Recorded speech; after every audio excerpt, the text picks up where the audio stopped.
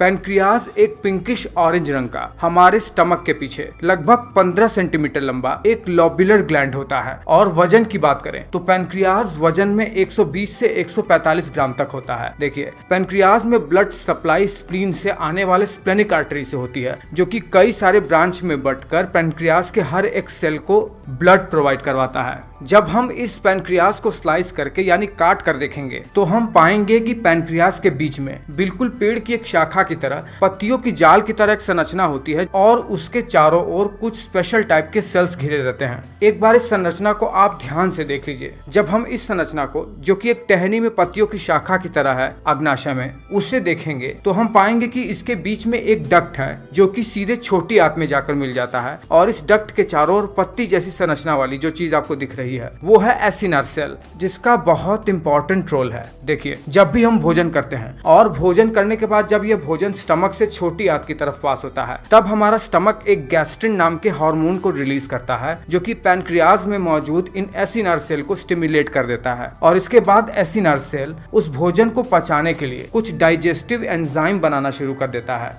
Digestive enzyme बनते हुए यह इस एसिनर सेल से लगे हुए डक्ट में चले जाते हैं, जहां पर डक्ट के दीवार पर सेंट्रो एसिनर सेल बाइकार्बोनेट को रिलीज करते हैं। ये बाइकार्बोनेट नेचर में अल्कलाइन होता है, यानी क्षारीय प्रकृति के होते हैं। देखिए, स्टमक में जो फूड आता है उसमें एसिड मिला रहता है, जिसको न्यूट्रलाइज करने के लिए ही बॉडी में बाइकार्बोनेट बनता है। यही डाइजेस्टिव एंजाइम और बाइकार्बोनेट आपस में मिलकर अब पैनक्रियाटिक जूस बन जाते हैं और पैनक्रियाटिक डक्ट से होते हुए छोटी आंत में जाकर मिल जाते हैं। पर ध्यान रहे, जब यह छोटी आंत में मिलने ही वाले होते हैं तभी इससे गॉल ब्लैडर से आते हुए बाइल डक्ट भी आकर जुड़ जाती है, जहां से ये बाइल जूस भी छोटी आंत में आकर गिरता है। दोनों डक्ट जब आपस में मिल जाते हैं तो इसे कॉमन हेपेटोपैनक्रियाटिक डक्ट के नाम से जाना जाता है। अग्नाशय से निकलने वाले ये जूस जब छोटी आंत में हमारे फूड के साथ मिल जाते हैं तो ये कार्बोहाइड्रेट, प्रोटीन और लिपिड्स को ब्रेक डाउन करके उन्हें हमारे शरीर में अब्सॉर्ब करने में हेल्प करता है। पैनक्रियाज के इसी गुण के कारण,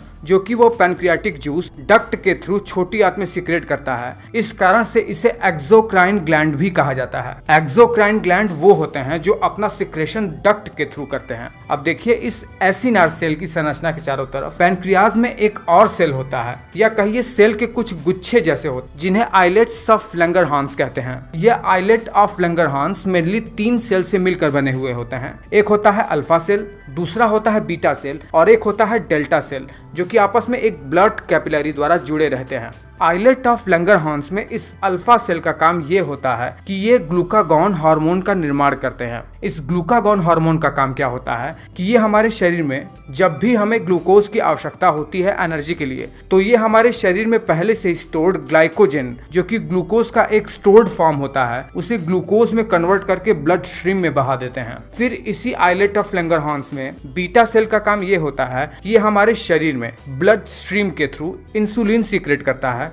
और इंसुलिन का काम हमारे शरीर में ये होता है कि जब हमारे शरीर में ग्लूकोज की मात्रा बहुत ज्यादा हो जाती है तो ये इसे ग्लाइकोजन में कन्वर्ट करके हमारे मसल्स में स्टोर करवा देता है। और जब भी हमें जरूरत पड़ती है ग्लूकोज की, तब ग्लूकागॉन इसे ग्लूकोज में कन्वर्ट करके हमारे शरीर को एनर्जी प्रोवाइड करवाता है। यानी ग्लूकागॉन और इंसुलिन का काम बिल्कुल एक दूसरे के अपोजिट है। डायबिटीज में भी तो यही होता है। डायबिटीज में व्यक्ति का पैनक्रियाज इंसुलिन बना नहीं पाता है, जिसके कारण से शरीर में ब्लड शुगर एक्यूमुलेट होने लगता है और यूरिन के थ्रू शरीर से ग्लूकोज बहुत ज्यादा बाहर निकलने लगता है, जिससे शरीर कमजोर होने लगता है। वही आइलेट ऑफ लैंगरहांस का तीसरा सेल सोमेटोस्टैटिन नाम के हार्मोन को रिलीज करता है, जिसका काम इन अल्फा और बीटा सेल्स से इंसुलिन और ग्लूकागॉन हार्मोन को इनहिबिट कराने में मदद करवाना है। देखिए, आइलेट्स ऑफ लैंगरहांस से जो भी हार्मोन रिलीज होते हैं वो सीधे ब्लड स्ट्रीम में सीक्रेट होते हैं, जिसके कारण से अग्नाशय को एक एंडोक्राइन ग्लैंड भी कहा जाता है। एंडोक्राइन ग्लैंड वो होता है जो अपने हार्मोन को सीधे ब्लड स्ट्रीम में सीक्रेट करते हैं। इस हिसाब से हम ये कह सकते हैं कि पैनक्रियाज एक एंडोक्राइन